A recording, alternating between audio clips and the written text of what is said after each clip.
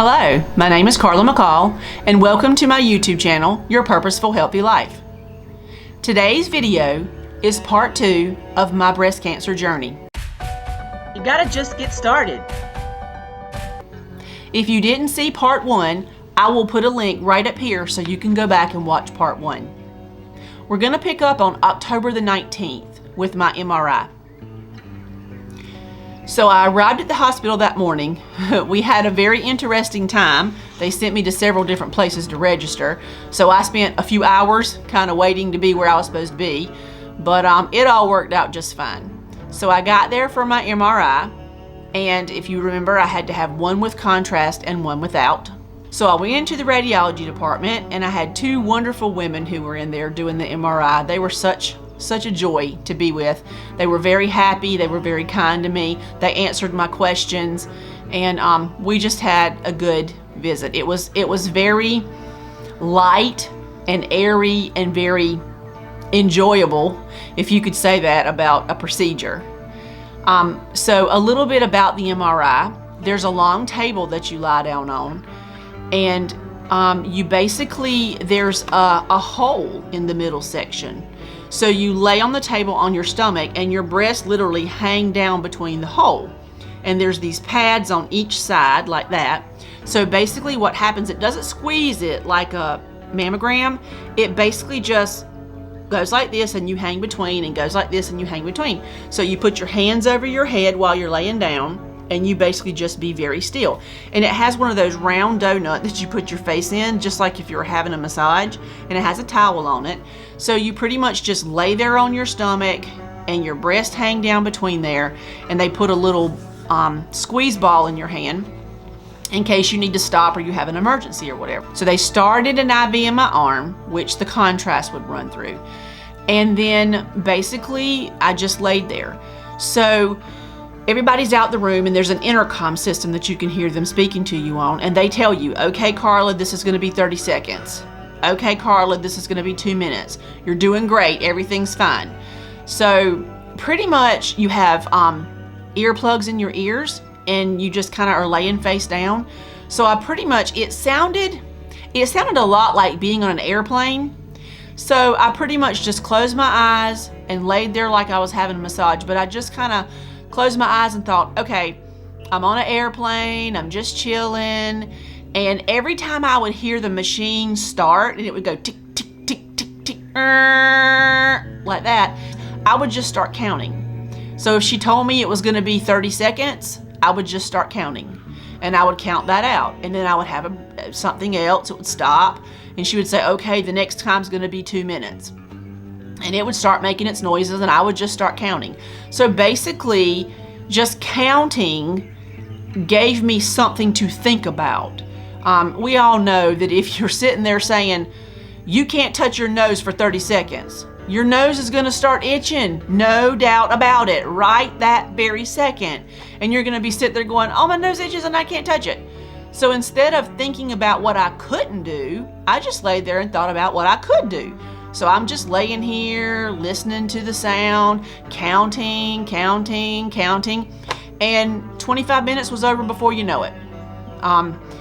No problem at all. And they actually have the IV, they have the dye attached to a little switch. So they never even came in. I never even knew that they had started the dye and actually run it through. I had no idea. It was really very easy. Don't be afraid of it.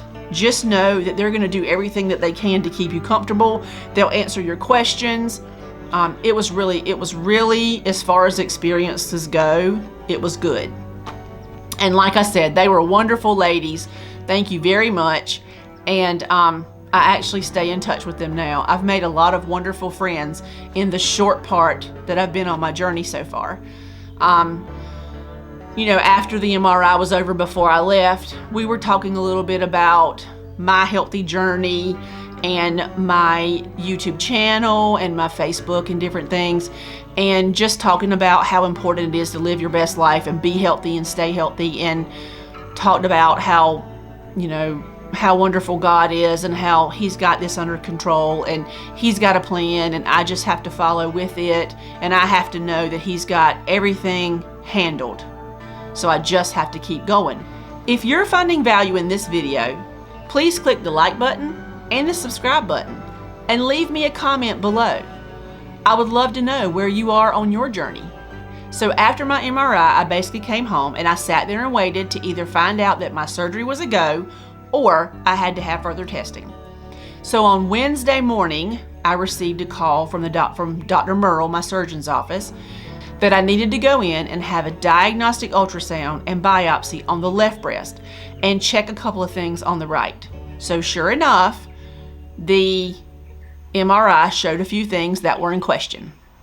So I had been told by Dr. Merle to understand, don't be alarmed. The MRI is very, very detailed, and it will show things that may be fine, but it shows in very detail everything that's going on.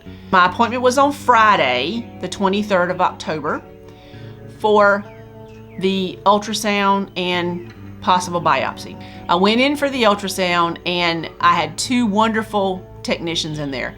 They were great people and I'm in contact with them also. And I so appreciate, I cannot tell them how much I appreciate how kind they were to me that day, and they answered my questions, and I was able to see a couple of the places on the MRI and see a couple of the scans and ask about the ultrasound and watch it on the screen. But they took the time to answer my questions, and it was so helpful for me. Any of you in the medical field, just understand that that extra few seconds or minutes that you take to create a visual or to help somebody understand what's going on is really so important, because most people don't have a clue. They don't understand what all the terms are flying around, and it just makes them more ill at ease or more afraid. And so they took the time to answer my questions and help me understand exactly what was going on, and I so much appreciate that. So we started the ultrasound, and it was mostly detailed on the left breast. And if you don't know, they basically look at things as a clock face. So they start at 12 o'clock and go around all the way around. I had read the biopsy results on the right breast, so I knew that tumor was approximately 2 o'clock. So I knew when I went in for the ultrasound that the questionable spot on the left breast was approximately 8 o'clock. And I knew that I have had a large cyst at about 2 o'clock on the left side. So I already kind of understood the terminology and the clock face. So she was very thorough, and she went through every single section of time and notated a lot of stuff. And during that journey, I realized that I have a lot of non-malignant cysts in the left breast. So now I understand a lot more why 3 radiologists made the comment that I had very dense breast tissue and they were very difficult to read, because there's just a lot of cysts in there, and they have to make sure that those are plain non-cancerous cysts. If they look the least bit suspicious, then we have to go in and recheck. So I understand that's there, and I'm full on, let's check it and make sure.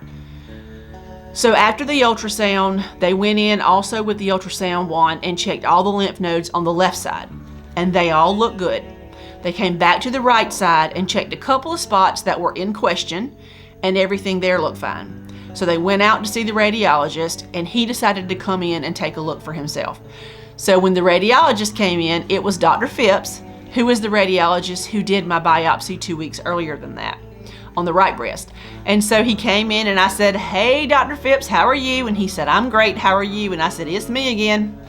So he told me, he said, "Listen, please do not be alarmed." He said, "Because I really think that this is just a benign cyst, or part of where the cysts are, and it's going to be benign and it's fine, but I want to be sure." And he said, "I will tell you, I have looked at your MRI Monday, Tuesday, Wednesday, Thursday, and Friday of this week." He said, in fact, Wednesday I brought it before a panel of other doctors and asked them to check a couple of things. And today, which was Friday, I spoke to Dr. Merle, your surgeon, and we conferred about a few things. So it was not that he was really overly concerned that it was going to be bad. It's just so difficult to read, and he was trying to make sure he didn't miss anything. So I told him, I said, "No, sir, I am fine with that. If you think we need a biopsy just to make sure, then let's do it." So sure enough, we did a biopsy on the left breast just to be sure, and it was about the 8 o'clock position. So it was the same kind of biopsy as last time. They just numbed it up and he took 4 samples and put a clip in. So now I have clips on both sides. He told me, he said, please do not worry over the weekend. Just understand that we're just being cautious and making sure, because if you're going in to have surgery, let's be sure we get it all at one time. And I am all in agreement for that. If we're going in, let's get it while we're getting it. So I left there kind of late because it took a while to get in.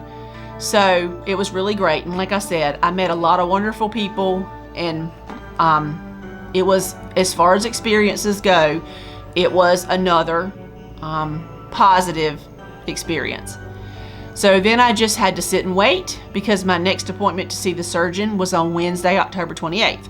So now it was time to sit, wait, pray, wait, study, research, pray, and wait. My appointment was scheduled for Wednesday, October 28th. So I went to see Dr. Merle for my appointment, and she came in and she said, everything looks good. She said, I told you that the MRI would show things and it might overdiagnose, and not to be worried about it. And she said the biopsy came back benign, non-cancerous. So it in fact was part of the non-cancerous cyst. The lymph nodes do look clear on that side. She had also received my results back from my genetic testing, and I do not have any cancer genes. No breast cancer genes, and the other 47 genes were also negative. So at the present time, I do not have any cancer genes. So that was a second positive, because now I know that I don't carry the breast cancer gene, and I don't have to worry about my daughter or on down the generation. Even though I don't have the cancer genes, I do have what's called a VUS, variant of uncertain significance. Basically, it's just what it means, that I have a gene that is not testing positive, not testing negative, not testing on the scale of what they currently are looking for, but it's of uncertain significance. So they'll basically keep that in their database, and as things progress and they start testing for more genes and more genes and more genes, eventually they will either figure out that that is something to be concerned about or something to not be concerned about.